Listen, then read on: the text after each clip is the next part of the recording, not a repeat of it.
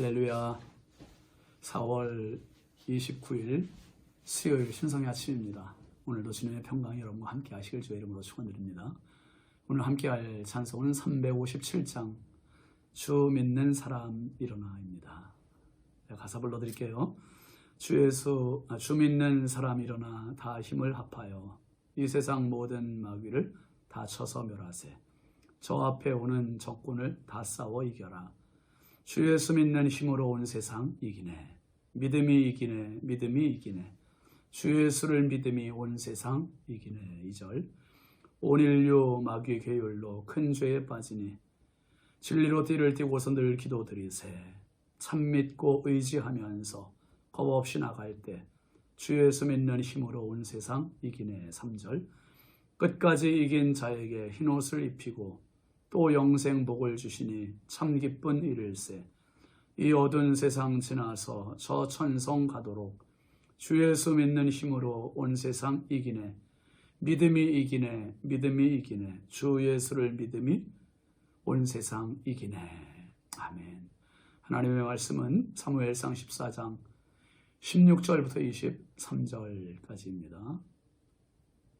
함께 보실까요? 베냐민 기브아에 있는 사울의 파수꾼이 바라본즉 허다한 블레셋 사람들이 무너져 이리저리 흩어지더라.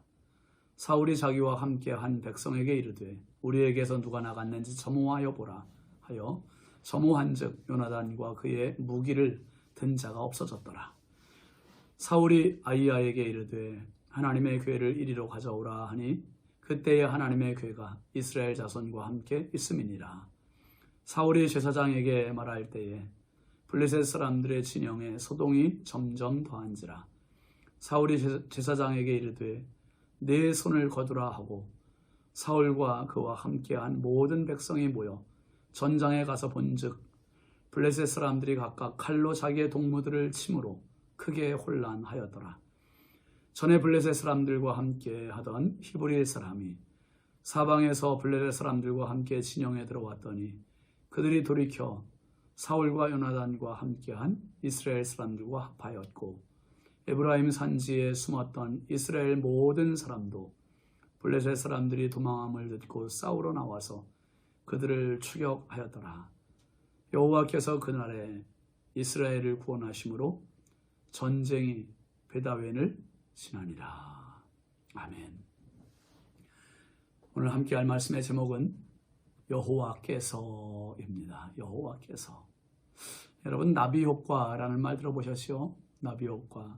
나비의 그 날개짓처럼 보잘것없이 작은 변화가 폭풍우와 같은 커다란 변화를 유발시킨다는 현상을 바로 나비 효과라고 말하죠. 예를 들면 오늘 서울에서 공기를 살랑이게 했던 나비의 그 날개짓이 다음 달 중국의 북경에서 폭풍우를 몰아치게 할 수 있다는 이론입니다. 요나단의 결의에 찬 자발적인 특공대 임무 하나가 나비 효과 같은 엄청난 효과를 일으켰습니다. 16절 한번 다시 보실까요? 베냐민 기브아에 있는 사울의 파수꾼이 바라본즉 허다한 블레셋 사람들이 무너져 이리저리 흩어지더라. 요나단의 활약이 블레셋의 진영에는 엄청난 파장을 일으켰습니다.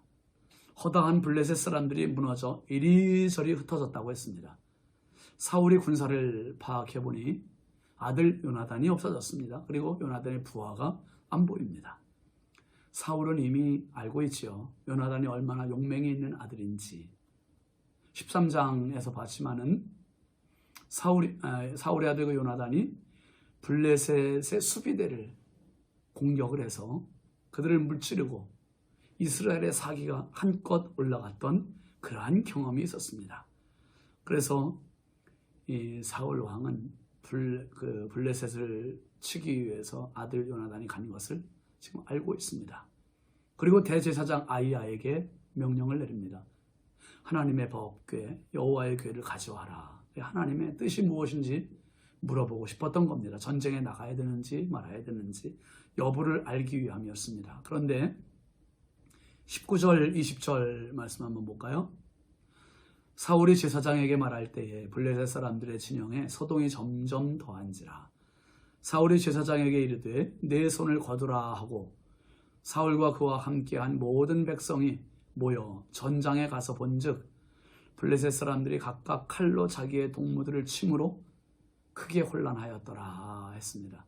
여러분, 사울은 대제사장에게 법궤를 가져오라고 했는데 이 법궤 앞에 하나님께 물을 것도 없을 정도로 블레셋 사람들의 혼란이 가중된 겁니다. 이때 아주 혼란이 그리고 소동이 벌어졌어요. 심지어 혼란스러운 정도가 도를 넘어서 자기들끼리 치고 죽이는 자중질환이 벌어진 겁니다.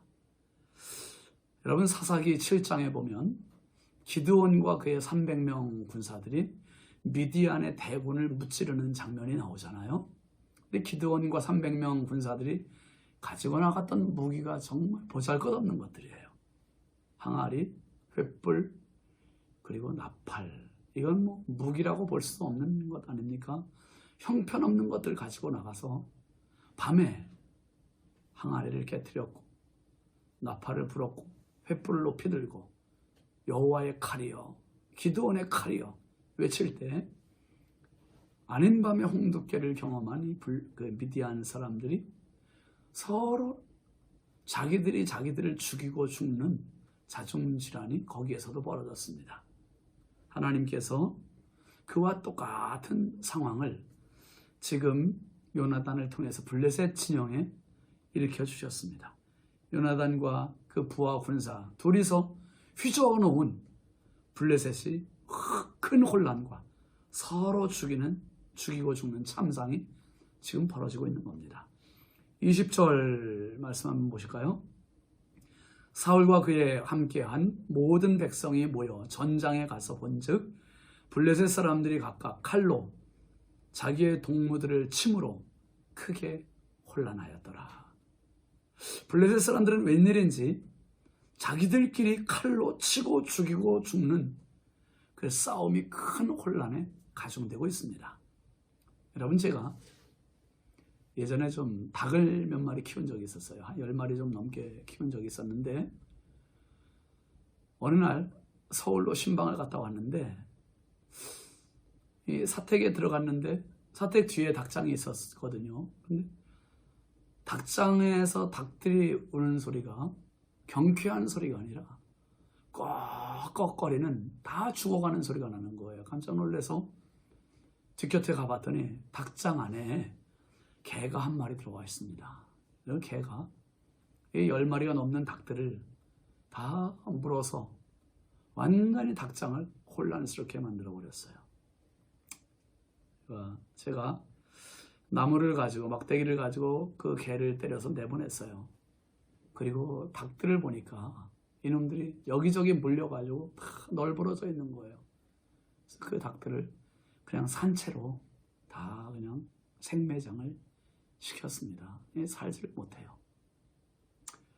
한 마리가 들어가서 그 여러 닭들을 완전히 다 혼란에 빠뜨리고 소동을 일으키고 죽게 만들었습니다. 여러분, 지금 요나단 한 명의 침략이 처음엔 20여 명의 경비병들을 죽였어요. 그런데 이게 블레셋의 일대 큰 혼란과 소동으로 뒤바뀌었고, 그리고 블레셋 군사들끼리 서로 칼로 죽이는 대혼란이 벌어진 겁니다.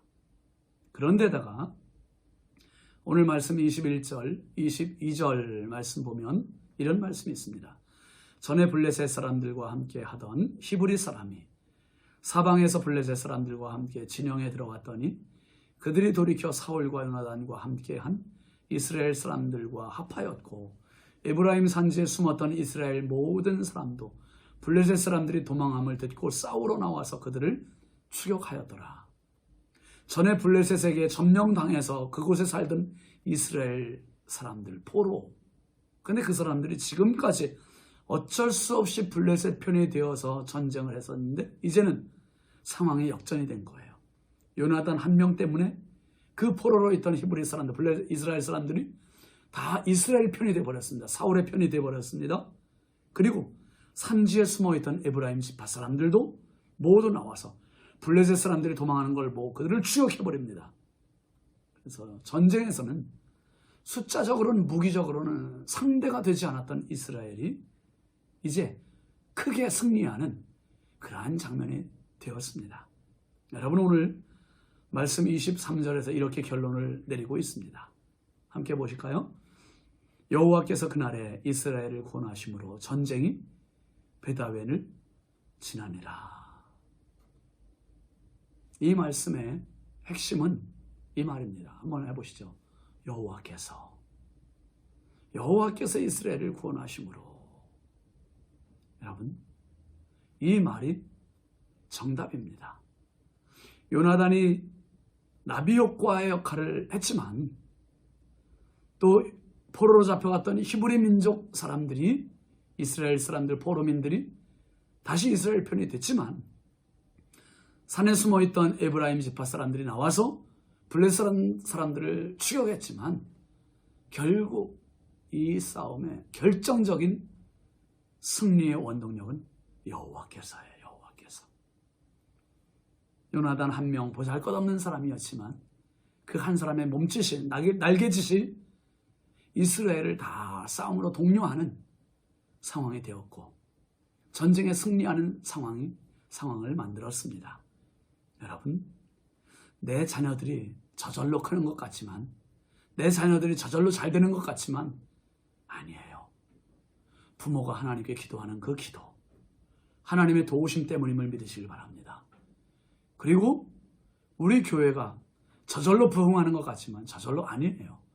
하나님의 도우심입니다.